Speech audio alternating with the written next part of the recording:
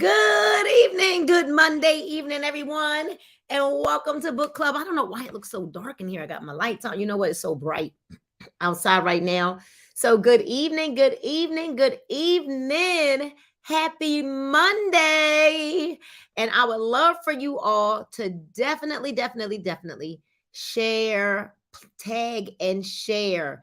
Get all of your friends on this live, you guys. Tonight is book club. We have book club. We book club on Monday, and the book club is book clubbing, and I don't know how to say that. You know how we be like the math is math, and okay, the book is booking. Or I don't know. Anyway, hello right now, Renee, Shannon, all the way from Las Vegas, Kelly from Canada, Jack from Pittsfield, Massachusetts. We've got Sean Tyrone Bell logging in from Philadelphia, Pennsylvania.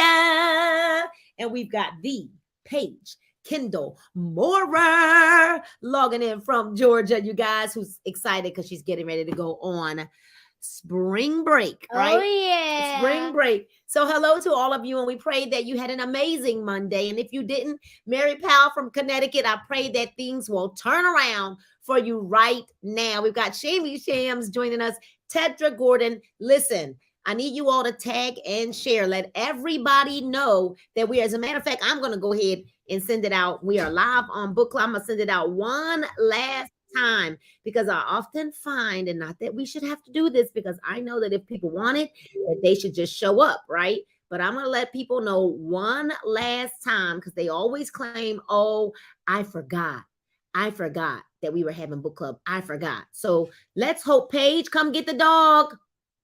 Let's hope that if I post it one more time, we are live on. Right, Paige locked the dog in the office with me, you guys. She just locked the dog in the office with me. Paige, come get the dog. All right, I'm gonna post this a couple more times, y'all. So that no one can say that we didn't tell them, okay? Let's go ahead and share it one more time. Let everybody know that we are live on book club. So no one can say that we did not share this with them. All right. No one can say it. Am I my brother's keeper? Yes, I am. I have my reminder set too right now. I mean, literally an alarm goes off at 5:45 so that I stop what I'm doing. Yes, Tedra, she has another break. Good evening. We got Upper Darby here. Charlene logging in from Georgia. Hello, Kay is from Vegas. Hello. Let me tell you all something. I looked at, hold on one second, y'all. Let me mute this out.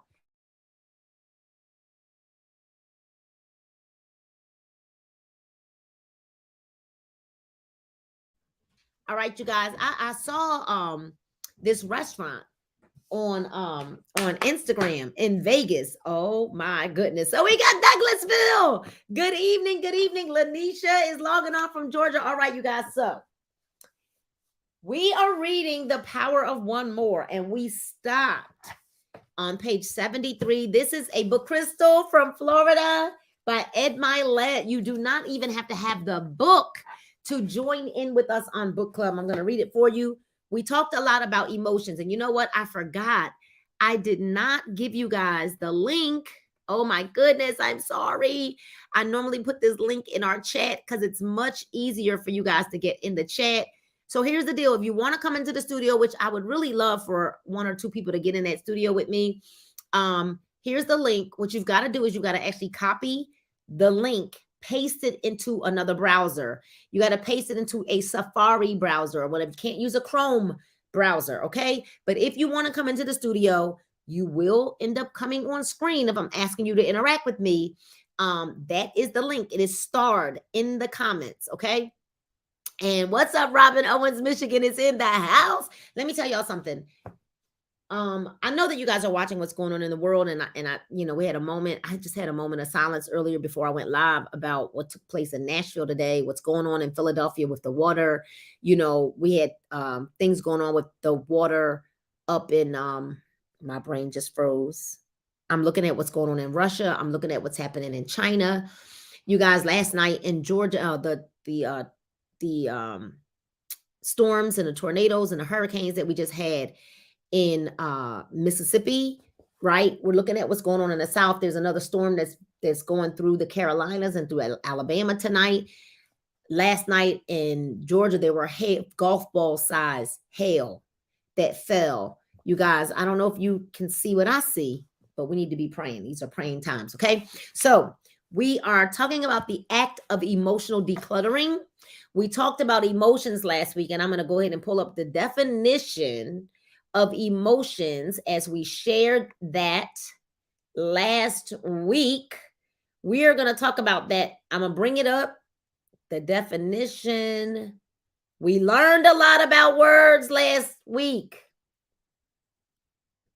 All right. We learned a lot about words last week. Emotions, a natural, instinctive state of mind deriving from one's circumstances, mood, or relationships with others. What are emotions? Emotions are a natural, instinctive state of mind. Now we're going to go through the act that we went through. All emotions have a purpose. Understanding the DNA of emotions. We went through why you hoard your emotions. And now we're going to talk about the act of emotional decluttering. All right. So sorting through emotions in a way that helps you is an intentional process. Y'all type that in the chat. It's an intentional process. Keep in mind that your actions may bring you certain material things and outcomes, but just as often, you want the emotion attached to those outcomes. People are intentional about their actions, but rarely do we spend enough time thinking about the emotions attached to those actions. For this to happen, we must take a closer look at what we want. Now, oftentimes, Raynell, we think we know what we want.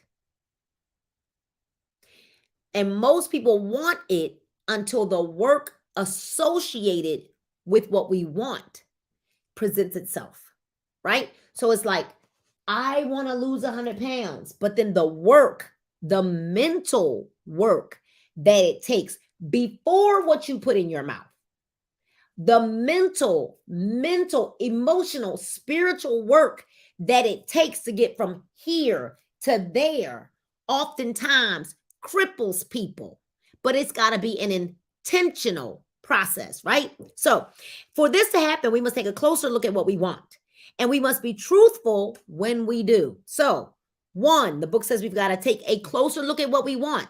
So number one is, what do we want? Number two is honesty, truth about what we want, right? Being honest, truthful when we do. Rich Dad, Poor Dad author Robert Kiyosaki puts it this way: emotions are what make us human. They make us real. The word emotion stands for energy in motion. So be truthful about your emotions and use your mind and your emotions in your favor and not against you. People are a composite of a small handful of emotions they live with every day. These emotions create our emotional homes. Like any home, your emotional home may not be perfect, but it's comfortable. Regardless of our physical environment, some of us do have a lot of positive emotions. In our emotional home, we routinely experience bliss, satisfaction, pride, and more. But others live in ugly homes, dominated by resentment, anger, and distrust. Resentment, anger, distrust, depression, and stress. These unwelcome visitors run amok and out of control, and they damage us. Much like all house guests who stay too long, we become desensitized to their hold on us. They become our way of life. I'm going to stop right there for a second.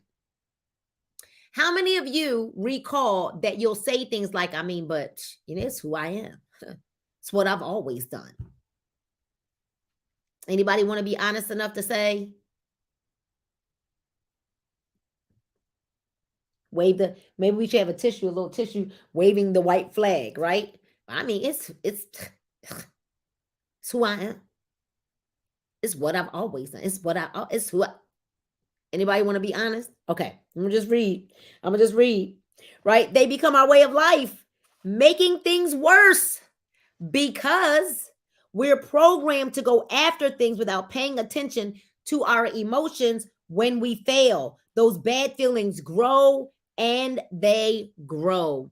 I remember when we first started book club and I would ask the question, so how did that make you feel? Do you know most people couldn't answer me because they've never been taught to really express the way that they feel, because growing up,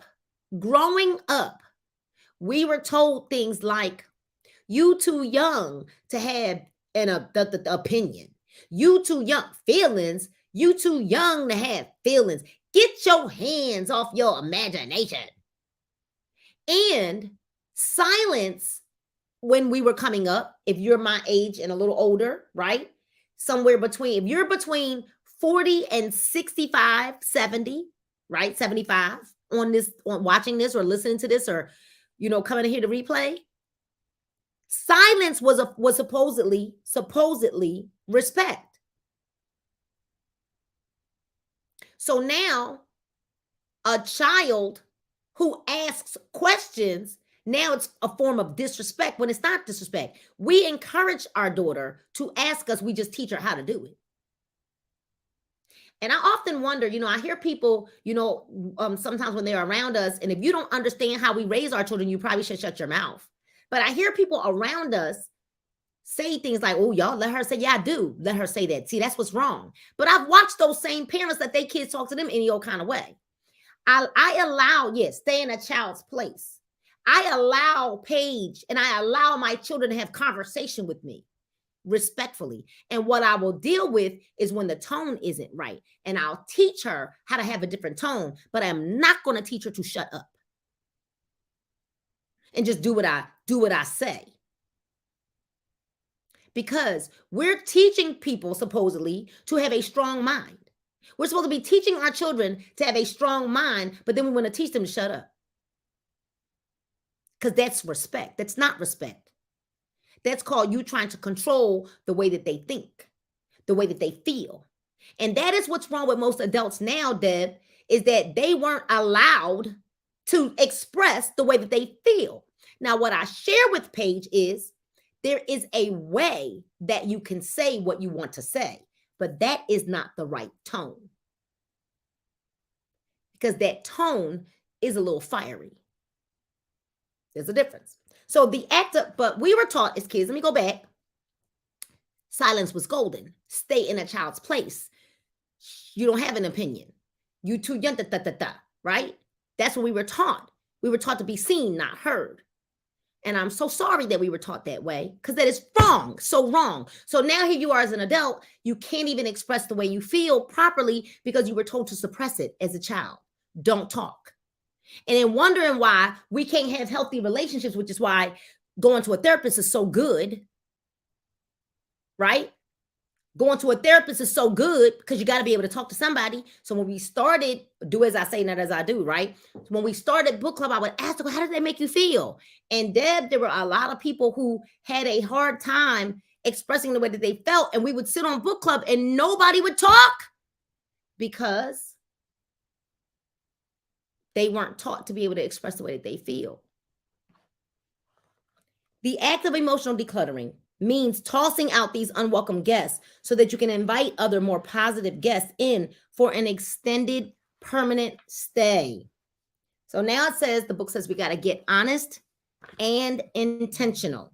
Getting honest and intentional. One more thinkers must choose to change out harmful emotions.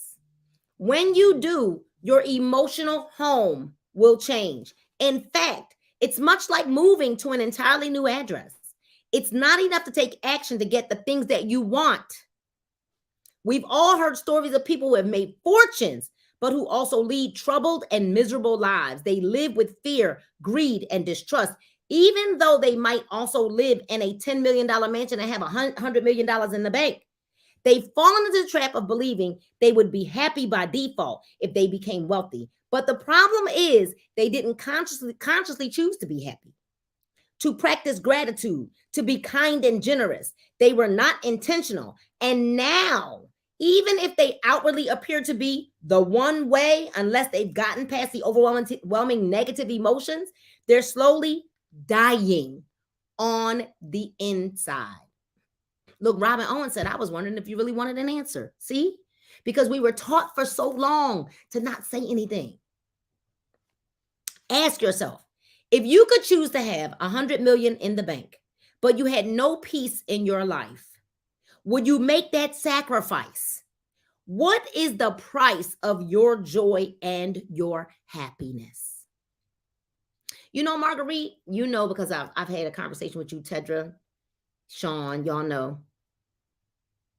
Sometimes the offer to go back or the allure of something that could be so intriguing or so, oh, you need to come take a look at this, is not worth giving up your peace.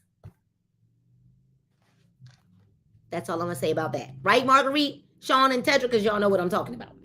Well, Tedra, I don't know if I told you yet, but I know I told Sean and Marguerite.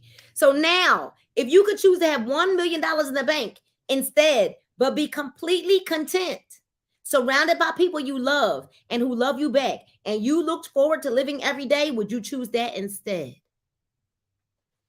As I said, changing out emotions is an intentional act and an exercise in honesty. So write that down, y'all. Changing out emotions is number one, it's intentional. And number two, it's an exercise in honesty. Let's talk about the word exercise. Let's look up the definition of exercise, because I think we need to hear what that word means. Exercise is an activity.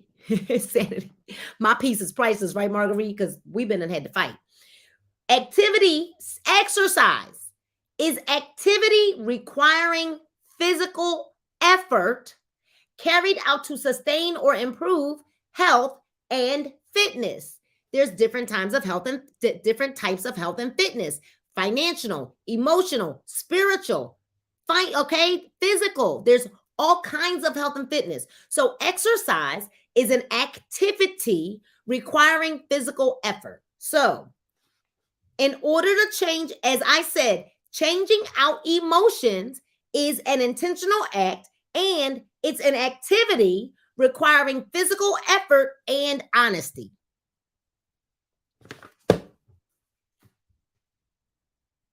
Come on, y'all. It's an activity requiring physical effort and honesty, changing out those emotions.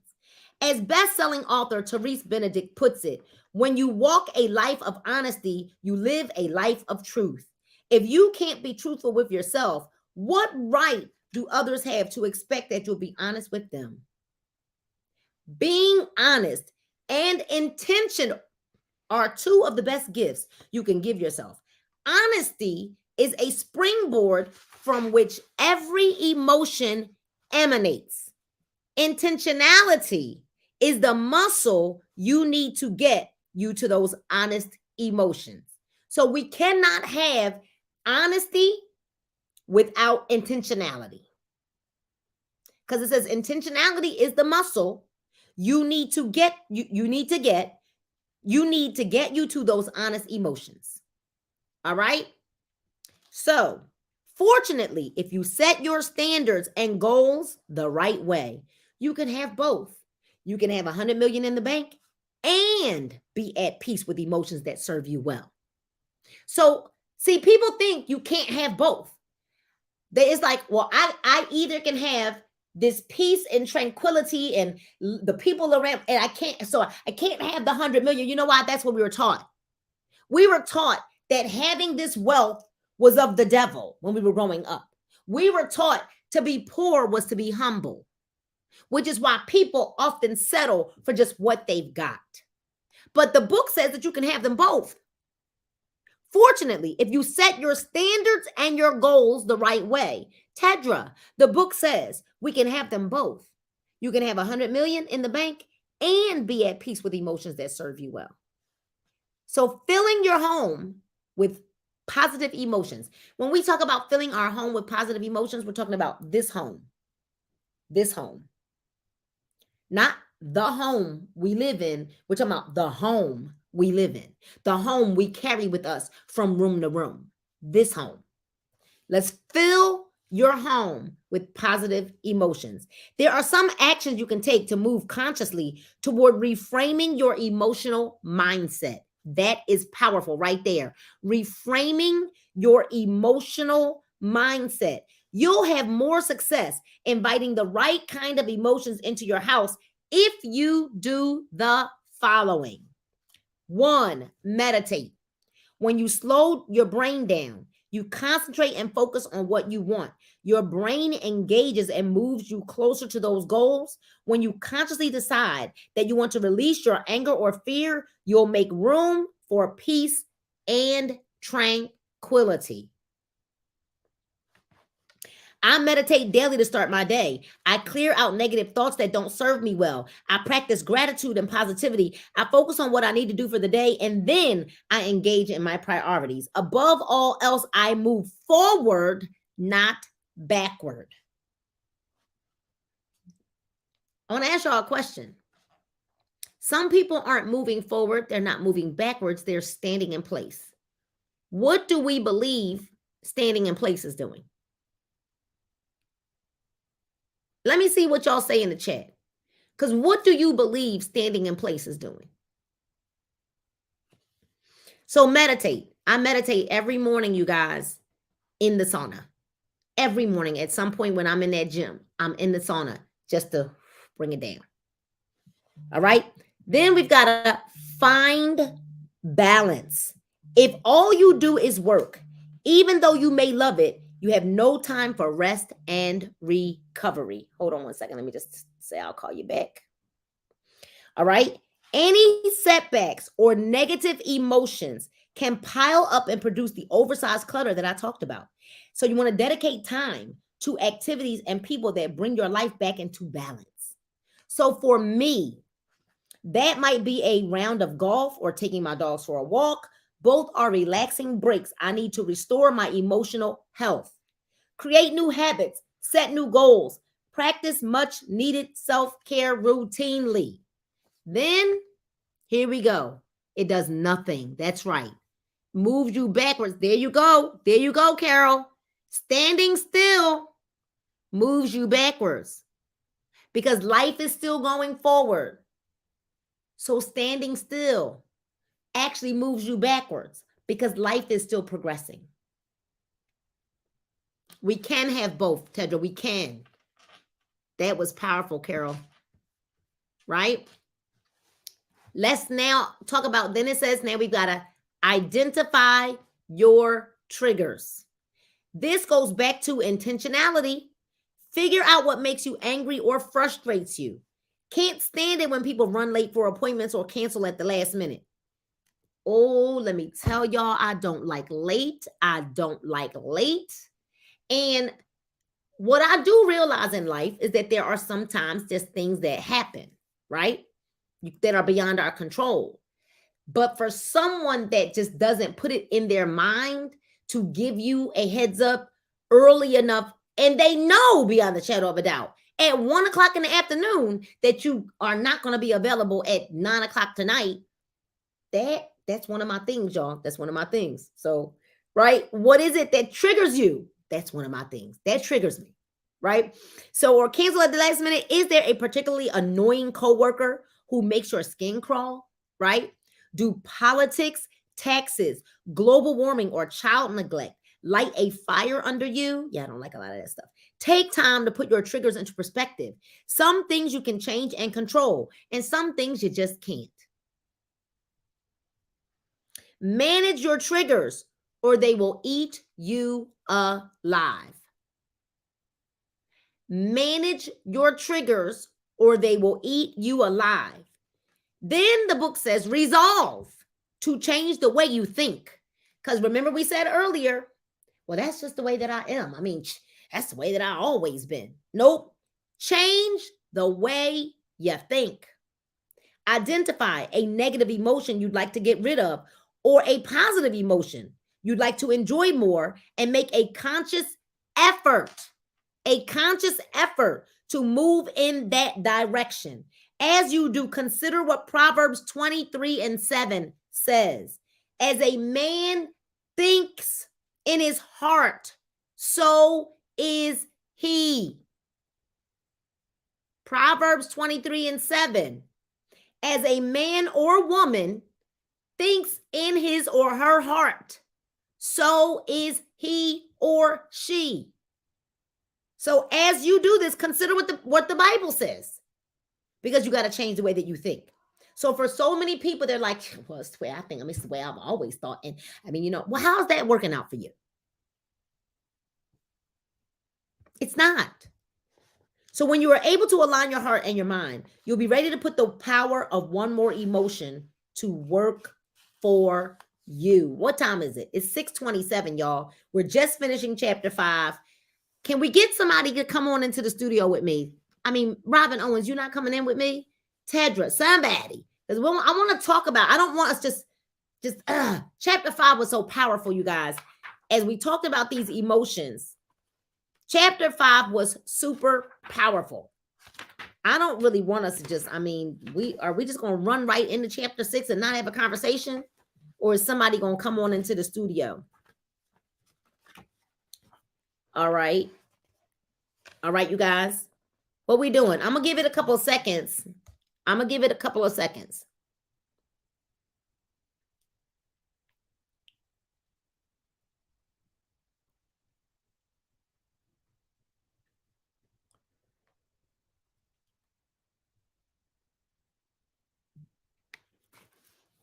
All right, nobody's coming into the studio with me. All right, so then guess we're with, come on, Jack. Jack always gonna come to say today. What's up, Jack? Hey, well, I know that sometimes the emotions, you start getting them right. All of a sudden, you hit a couple and it sends you right back. And I had to even call Cash App about this because people say, "Well, I sent you money." Yeah, right. And they see nothing. So it gets you're going and going, and just like with kids, you see good things and all of a sudden boom, you start to go back and you got to put those negative emotions out and start looking at positive, because I was thinking about it today. I said, you know what, sometimes I don't even know what is more than what I have here because I haven't seen it. But I started reading some of my pilot magazines and talking to people that have been on cruises and just trying to put that perspective, ahead and looking forward to it instead of, well, you guys are going to be here. I am going to leave you behind because you don't want to watch, you don't want to follow, you don't want to ask questions, and I'll leave you in the dust. Wait, you're tapping on something right there. Most times, so let's talk about that, because most times we won't move forward for fear of leaving people behind. Janice, thank you for coming into the studio. Wipe your screen off because the light, or turn away from the window so that the light is not blinding you. Turn the other way. So, yep, that's better. I can see you now. So, Jack, you just hit on something, because we don't want to leave people behind. And because we don't want to leave people behind, oftentimes we will remain stagnant because we're afraid of having to let go of people that we want to drag with us. That was very good, Jack. That was very good. Good point that you gave. Yeah, and I tell you, every day is a new day, and you just got to keep on going. I've even started saying I don't chase, I attract. What belongs to me comes to me, and as simple as that. Because I kind of forgot that, and I have to get these affirmations back in and start looking at things ahead. Just like I made 2 gallons of tea of the juice, and that was going to be gone. All of a sudden, it's like it fell through. But I said, okay, I got it for the next one that comes up. You know what's so good about what you just said? Because you started off by saying sometimes it's hard to envision something that you've never had before. That's where you started. And I think what I do to help me to envision something that I've never had before is I go online. Like I've never been to Santorini, Greece, right? But I keep looking at pictures of Santorini, Greece, because that's where I want to go. I keep looking at pictures of Singapore. I want to go because I watched a movie called Crazy Rich Asians. I want to go to Mm. Singapore so that I can, number one, I want to stay in one of them. I want to fly in one of them things you lay out. There's like a whole little suite on the airplane, right? But I watched that movie, and what that movie did for me was it expanded my mind, like as to what I want, where I want to travel, how I want to travel. And because here's the deal, like even the home that God has provided for us is a very, very nice home. Like I am not grateful to God for what we have, but I still know that there is more. So in order for us to even envision, Jack, the more, what I'm doing now is I'm looking at things to expand my mind to homes that are better, and not even necessarily got to be bigger, but it's got to be better than what we've got. So I'm looking at things that've got marble floors, but I'm also thinking about the upkeep for that stuff, because it's not easy.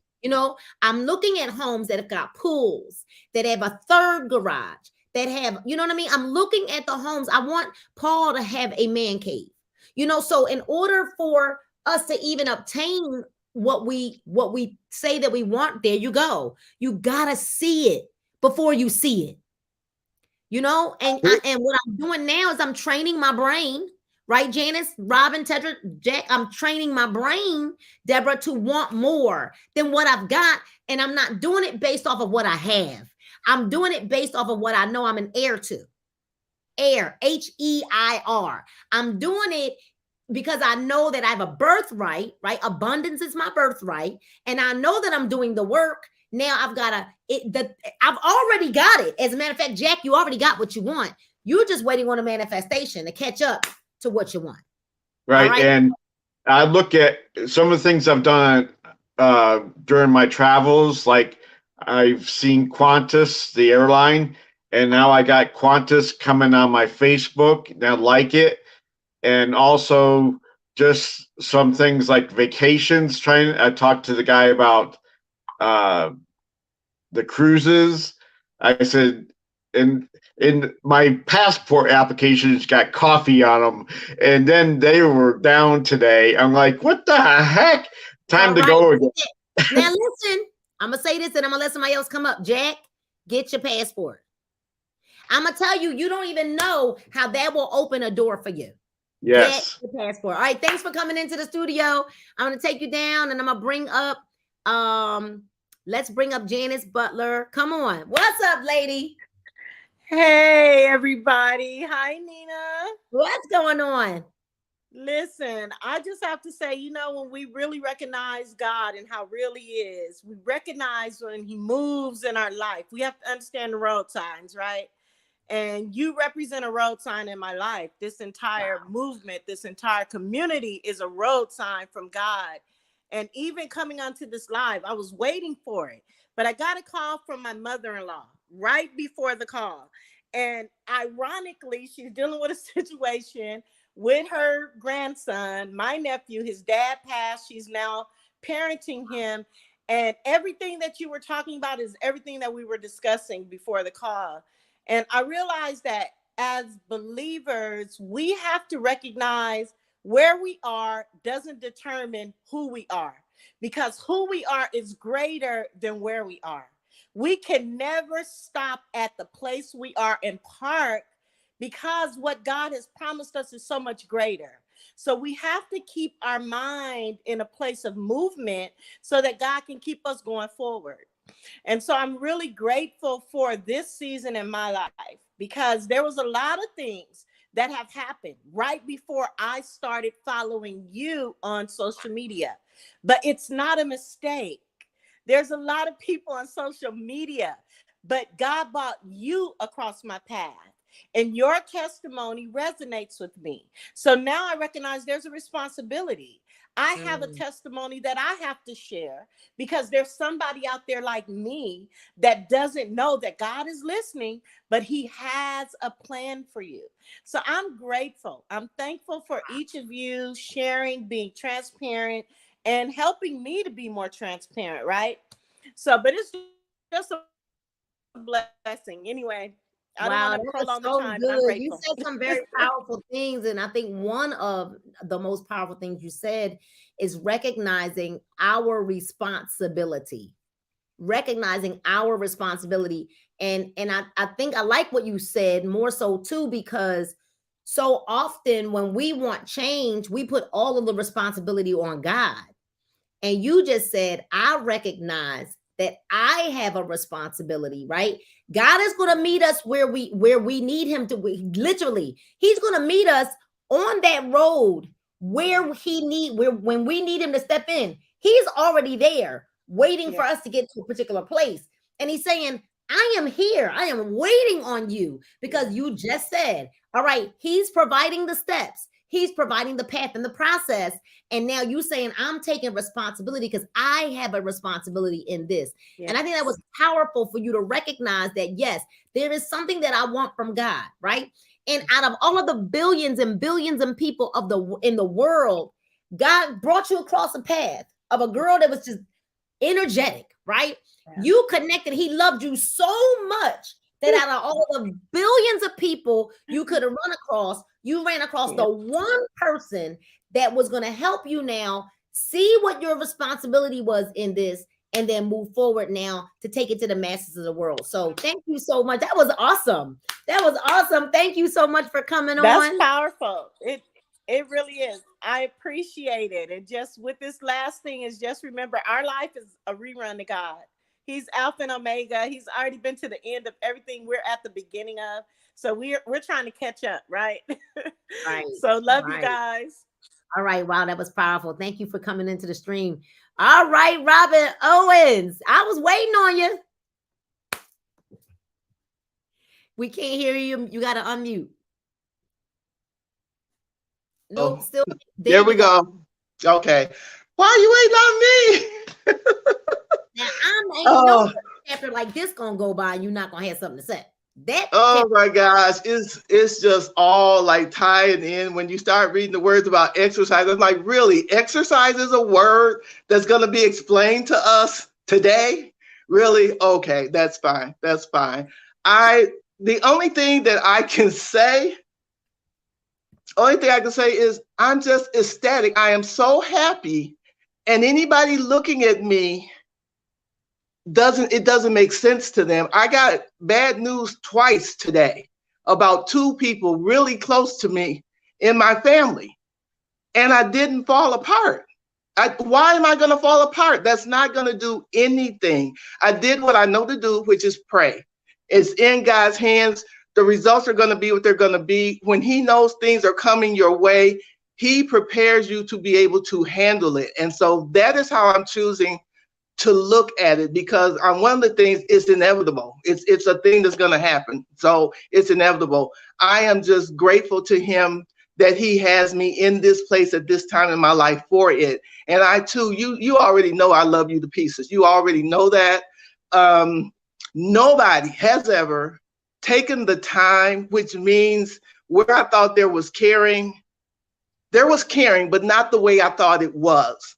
And I can say that because if the caring had been there the way I thought it was, then the help and support that I needed would have been there too. And it wasn't. And that's okay. I'm okay with that. He got me past that. And all these books that you've had us reading and stuff is just Ping, ping, ping, ping, ping, ping, ping. What I can say to anybody is, if you're not listening to anyone and if no one is supporting you, I say this when I do lives, tell somebody that you love them. Everybody needs to hear it every day. If you're not hearing it from anybody, say it to yourself. That may be the only place you're going to get it for a minute. But if you keep doing that and being who you are and being loving and kind and nurturing, it has to come back. You can't keep putting it out there and it not come back. So I'm in a comeback stage of my life right now, doing things I never would have thought I would be doing. Y'all got me doing, so yeah, okay, fine. And then you put a challenge out there to me too. And there's a competitiveness in me I didn't even know was there. I didn't even know she was there. She's a mess. And I don't know what she's about to do to me, but it's okay. It's all good. I'm loving it. You know, I remember, Robin, just sometimes when we kind of started book club, because you've been here since almost like the very beginning. And we were reading books that were literally like really making us angry. No, they were making us angry. I remember when we went through Relentless, several people like Marguerite wanted to fight me probably during Relentless, right? But we read some books that were like, what? I mean, just really, really made us angry. And it's so crazy now to see the turn that we've taken with the books that we're reading. And when we read a book like this, how it's not making us angry, even if we're finding ourselves in the book. Like I'm finding myself in here, woo, like, okay. And I'm not angry now. I'm like, okay, all right, that's check that. Okay. I need to work on that, because I'm realizing that when we find some flaws in our lives, it's not final. Exactly. And it doesn't make us a bad person, right?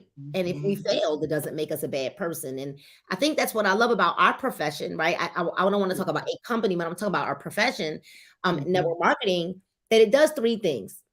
It builds character, exposes our flaws, and then it compresses time. But here, we're not afraid to expose our flaws. We were afraid to do that in church, right? Or even in some social atmospheres with other people, amongst our family and our peers. But it's something strange, like we get in this profession and we like telling it all. Like, girl, let me tell you what, well, you know, and we don't have a problem with that. And it's because here our flaws are embraced, right? We don't look down at somebody because they procrastinate. We're trying to figure out, well, why? Why are you a procrastinator, right? We don't look down on somebody that I remember what, that diarrhea of the mouth, the talk, right? We don't look down on you. We're just like, okay, let us speak. Let's try to figure out why, like why that's going on in your life. And that's why I think but that's why I love what we do, because it's like, it's for real. Whosoever will, let them come. Whosoever will, you know, and we don't judge your limp because your limp, not my limp. It's like, oh, you got that limp? Girl, I got that limp too. Or I may not have that limp, but I got this other limp over here. It's why I love what we do so much. And so I know for you, because you've read several books with me now, and you came kicking and screaming on a few of them, just like I was. This is challenging, but it feels so good. It's almost like the push-ups. Yeah. We're doing push-ups with our mind with this book. Yeah. Is that how you feel? That's how I feel. And again, I thank you. I thank God for you. And I'm here for it. I'm here for the ride. I see it. I feel it. Every challenge you put out, I just figure I'm supposed to win. And I don't know if I'll be leading. I don't know if he's got that for me, but I know for sure as I'm sitting here, I'm not at the end. I know that. No, you're not. I know that. I'm not pulling up the rear. That's not happening. So proud of you. So proud of you. Thank you for joining us in the studio. Thank you. All right. We're about to bring up the Tedra Gordon out of Philadelphia. Hey. How are you? Right here, right? Listen, this book right here, like, you know, I've been calling you after book club. Like, I was trying to get in there and I couldn't get in there. But this chapter, what we just read is on a whole nother level. So for me, like when you're reading this, when it said right here, you can't have honesty without intentionality, that is so huge, because until we are intentional, we really cannot be honest. And I just love these filling your home when it thinks about your temple with the positive emotions, because as you were talking, with us being the same age, we were told all of those things, like be silent and know this and know that. But when you can sit and take the time to meditate, like I've learned that meditation for me in the morning is so important. Like even before we get on our power hour, like I need that time. And then sometimes I need it again, like before I start doing work or something like that, because you have to have that time where you just able to have those moments to yourself where you can really reflect and think back and see what's going on. Because if not, it'll just feel like everything is just dumping. Like you keep getting it, but you don't have any time to meditate on what's coming in. And then those triggers, because identifying your triggers is so important, because so much of the time in our lives, we'll say, well, I do that because so and so did this. No. Those are triggers because of ourselves that we need to learn how to manage. And then when we can manage them, it's almost like I wrote down the word on my paper, course correct. You can course correct yourself when you are able to manage those triggers. Like, okay, why are you doing this? Why are you doing that? You can't say, oh, I did it because of this. No, you're doing it because you need to course correct and fix what's going on with you. So this chapter right here, every chapter in this book just seemed like it gets so much better. And when you were saying to Robin about the different books, it was a time where I would get off book club and be like, I'm not reading no more of this book. But now that we're in this book, The Power of One More, I'm like embracing every piece of it, even when it's correcting, because we're in a different place. So I just love the fact that everything has lined up for such a time as this. It's like everything just happens the way we need it to. And it's amazing of how, nothing is a coincidence of how it's all coming together. So that's all I wanted to say. Yeah, you know what?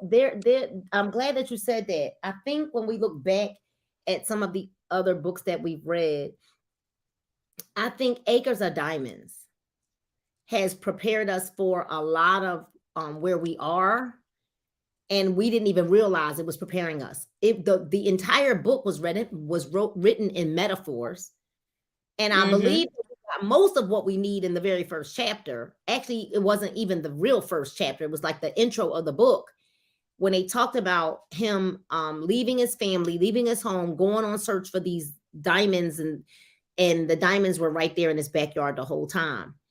But I think that book, for whatever reason, as we started really listening to Russell Conwell's stories, I don't know, I keep relating a lot of what we're going through and what we're dealing with in life back to Acres of Diamonds. I do that too a lot.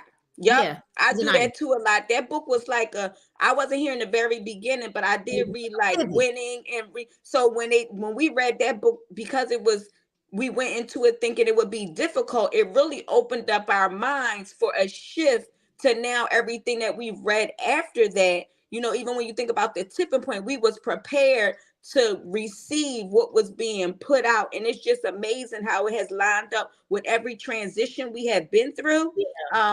Even not just from a business perspective, but even as I talk to different people, even in our personal lives, what I mean? Like there's some things that have been breaking out in our house, as some of them. And it's like, normally I would be like, I'm just like, okay, so what we doing about this and what we doing about that? And it's okay. And, because again, when you can identify the triggers, you just got to say, okay, we just got to manage this. What we going to do? It's a way to figure it out. We just got to do some course correcting, and it's going to be what it's going to be. What we going to do, rather than get all upset. And I got a call from my mom right before this, and I'm saying, okay, we'll get back to that. I'm getting on book club. I'll call you back later.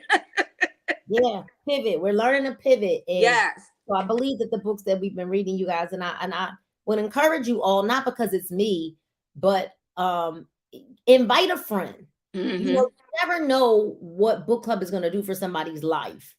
And the reality of it is most people don't like to read, but most people honestly don't get understanding from the reading. See, it's even greater to get understanding.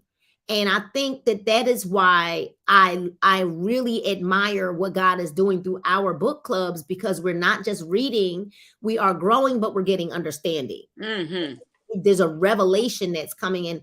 And I believe that as we're reading, it's almost like God is opening us up to the mind of the author, right? We're actually really like able to hear the book in the mind of the actual author, because that's the kind of revelation that God has given us through book club. So thanks, Tedra, for coming into chat. Thank you so much for coming into the studio. So listen, you guys, we're getting ready to go into chapter 6, which is titled One More Association. You will never, listen to this. You will never outperform your inner circle. Type that in the chat. You will never outperform your inner circle, by John Wooden. And we've got 9 minutes left. I'm going to read a page or two to get us started into chapter 6. One more association. You will never outperform your inner circle. When you fine-tune your associations, you will allow yourself to transform your actions and radically enhance your results. You could be one association away from changing your entire life.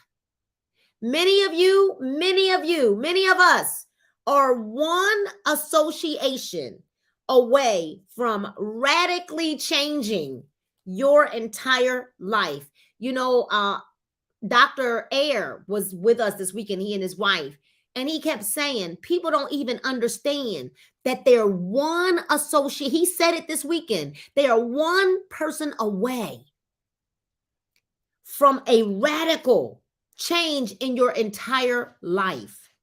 As a one more thinker, you have an obligation. There's that word, obligation, responsibility, Janice. As a one more thinker, you have an obligation to keep refining your peer group of friends and family members so that they add value to your thoughts, your goals, your standards, and your outcomes.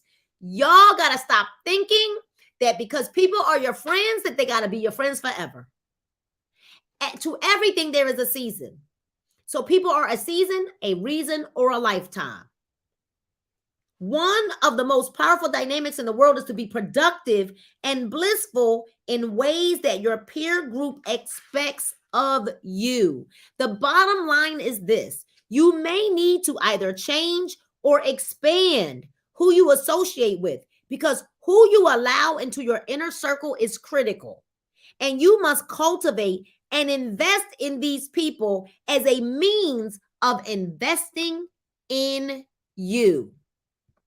I'm going to tell y'all, my mentor, 2 of my mentors told me that in this season, it was going to be very critical who I allowed in my inner circle, that I can't allow anyone in my inner circle in this season that will drain me.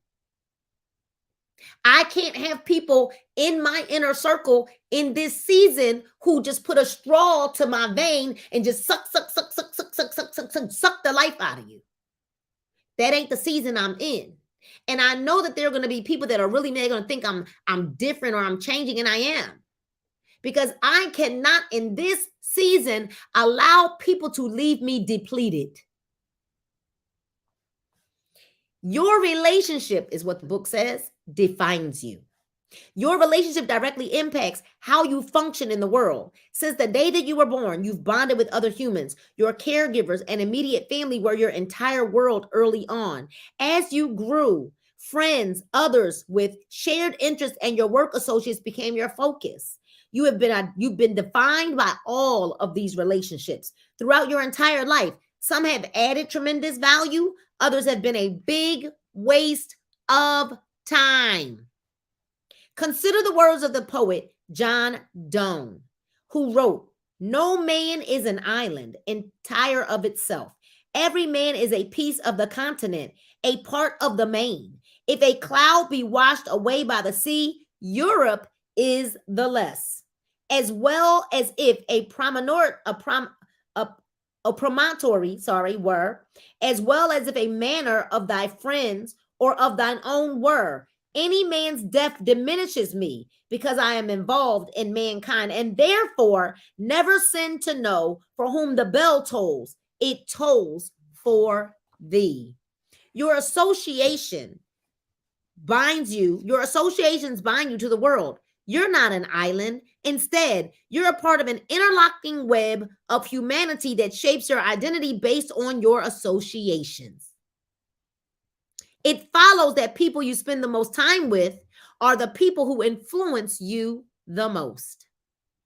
So I'm going to tell you something, and I'm going to stop right there. That's a good place to stop. Let me mark off where we start next week. Let me tell y'all something. Page 81. I deal with a lot of people in business. I always know where people are and who they're spending time with based on how they're acting in business.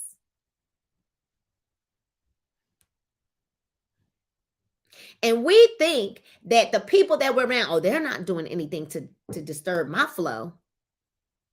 And if your flow not flowing, maybe you need to check, right? Where you stepped away, because your peers, who you're around, directly affects everything in your world.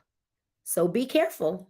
Be cautious. So I'm so glad that we had this time together, you guys. And I want you to always remember, Sham, thank you so much. She said, that's power has been powerful. That no matter what you're going through in life, that you can live again, laugh again, hope again, dream again, and you most certainly can bling again. We love Mondays because Monday sets the tone for our week. So I want you to be kind to one another. Do a good deed, right? Pay it forward this week, right? And you know what? Think about somebody that's less fortunate than you, that's more less fortunate than you, and lead them in the way, in the path that they may go. Lead them to the path of riches. Don't just give them what they need, because if you give a man a fish, you'll feed them for that one time. But if you teach a man or a woman to fish, you'll feed them for a lifetime, you guys. I am so grateful that we had this time together. My name is Nina Moore, you guys, and I love you guys, and there is nothing you can do about it. Good night, God bless, and we'll see you next Monday night.